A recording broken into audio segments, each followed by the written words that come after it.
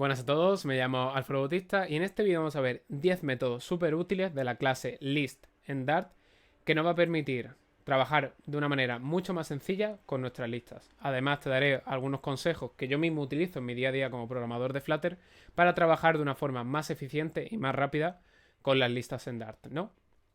Pero antes de comenzar el vídeo te estarás preguntando, oye, yo ya sé iterar sobre una lista, yo ya sé utilizar for, yo ya sé utilizar while, ¿por qué debería utilizar los propios métodos de la clase list en Dart, ¿no?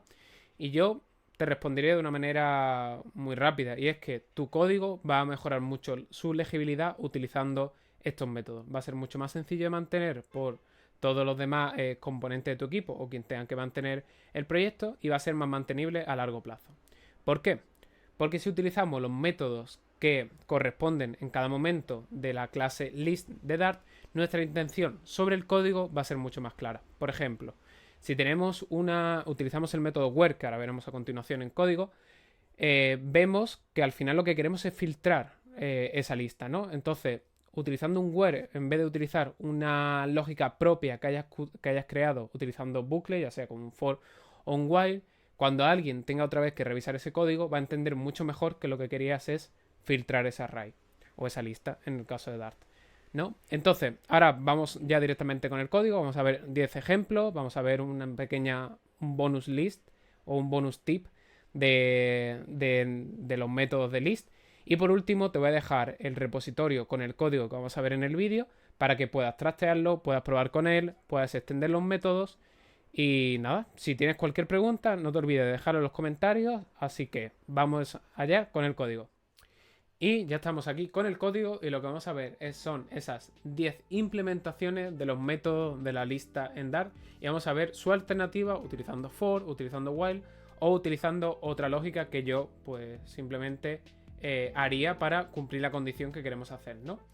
El primero de todos seguramente sea el método que más utilizo, y al final es el método map. Este método map lo que nos va a permitir es devolver un iterable o una lista si lo utilizamos el método toList, con los ítems modificados de la anterior lista, ¿no? Entonces, en nuestra lista podemos llamar al método map, y en el callback vamos a ir obteniendo cada elemento secuencialmente, y lo que devolvamos en esta función va a ser lo que se va a almacenar en la nueva lista, ¿no? En este caso, pues simplemente lo que estamos haciendo es duplicarlo, ¿no? Ponerle un guión en medio y duplicarlo. Un ejemplo muy sencillito. Entonces, con esto, pues simplemente en una línea ya tenemos una nueva list que lo que ha cogido son elementos de la antigua modificados, como nosotros queramos. Imaginemos que esto lo queremos hacer a la vieja usanza o sin los métodos, ¿no? Pues al final tenemos que crear nuestro list, tenemos que iterarlo utilizando for un while, tenemos que hacer la lógica que queramos, en este caso pues añadir el ítem duplicado y retornar a la lista. Pues lo que ahora lo hacíamos en 6 líneas, aquí lo dejamos mucho más claro con una línea. Un método que la verdad os aconsejo mucho empezar a utilizar porque es súper cómodo. Luego, igual que hemos visto en la introducción, tenemos el método where. El método where lo que nos va a permitir es filtrar nuestra lista y obtener una nueva lista con los ítems, ya filtrados, ¿no? En este caso, pues únicamente lo que vamos a hacer es filtrar los strings que empiecen con A. Pues lo que hacemos es que al where le vamos a pasar una función que va a devolver un true o false, un booleano.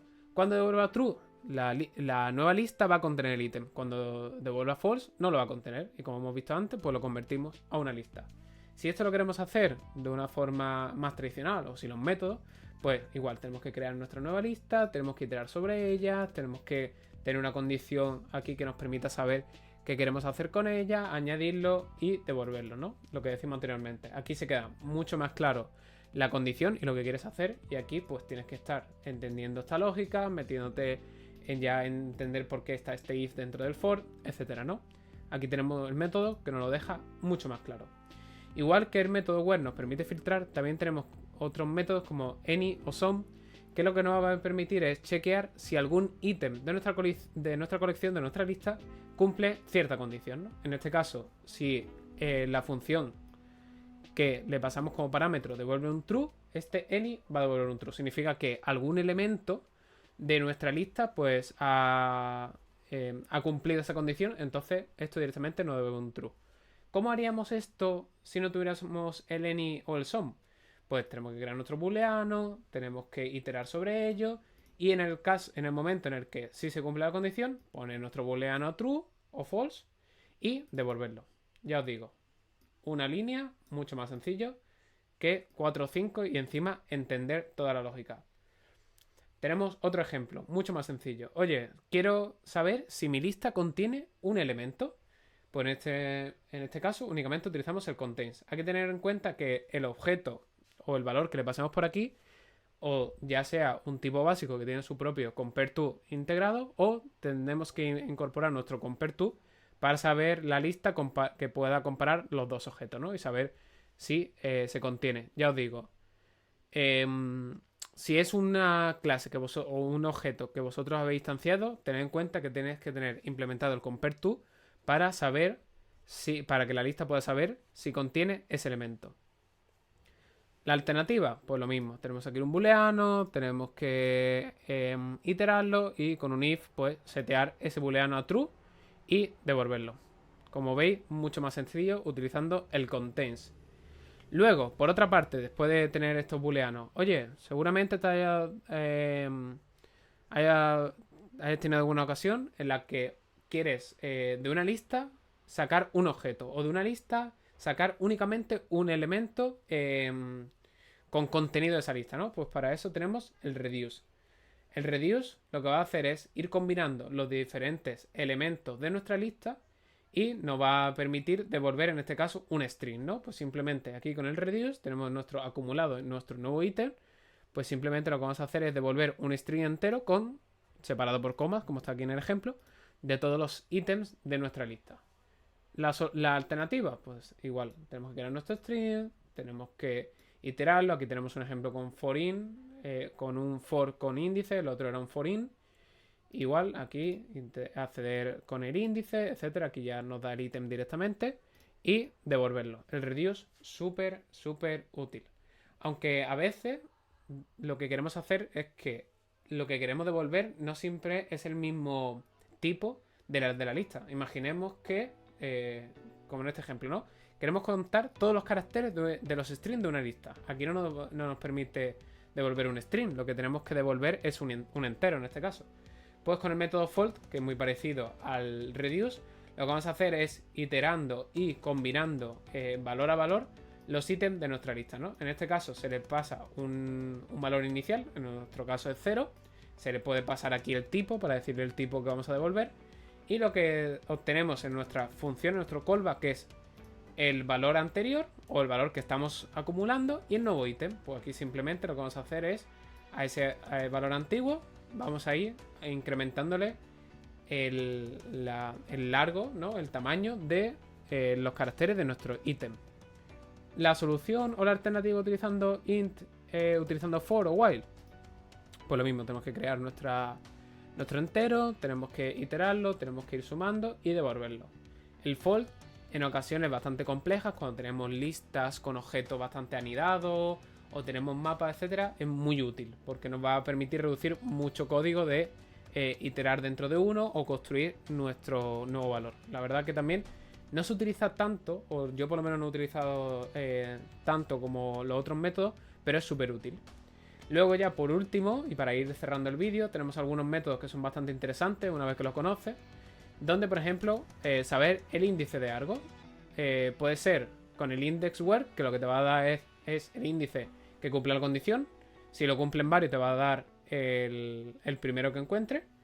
O también tenemos el last index_where, que como su propio nombre indica te va a dar el último índice que cumpla la condición. Igual tenemos aquí una alternativa con nuestro índice a -1, porque este index_where, si no lo encuentra, te va a decir, como aquí te lo explica, que -1 porque no lo ha encontrado. Y si lo quieres hacer tú mismo, pues simplemente tienes que crear ese index, setearle un valor, hacer un for, compararlo, volver a pisar ese índice, etcétera, ¿no? Así que mucho más sencillo así. Igual que tenemos el index_where, tenemos el last index_where y tenemos también lo mismo. Aquí integrado, aquí otro ejemplo de el último, el last index_where. Aquí ya implementado y aquí únicamente lo hemos mencionado. Luego imagínate una cosa súper común, que tenemos que llamar a una función por cada método de la lista. O sea, por cada ítem de la lista, perdón. Pues únicamente con el for each, este callback lo que nos va a hacer es devolver el ítem de cada momento y le podemos pasar una función para que lo ejecute. En este caso, pues la función recibe el tipo de parámetro que le queramos pasar y pues simplemente así llamaríamos a todos. Que no queremos utilizar for each, pues simplemente aquí es bastante similar y utilizamos un for in y listo, ¿no? Y por último, uno también muy útil y que al final nos va a permitir no tener que implementar nosotros mucha lógica es insertar una lista después de otra lista, ¿no? Pues simplemente con el followed by tenemos la lista, el followed by y la lista a concatenar, ¿no? La nueva lista. Y esto pues ya nos devolvería una lista con la otra lista justo detrás. ¿Que lo queremos utilizar con los for? Pues simplemente igual tendríamos que ir a iterar, tenemos que crear una nueva lista, iterar la primera lista, añadirlo, iterar la segunda lista y añadirlo. Como veis, mucho más sencillo por aquí.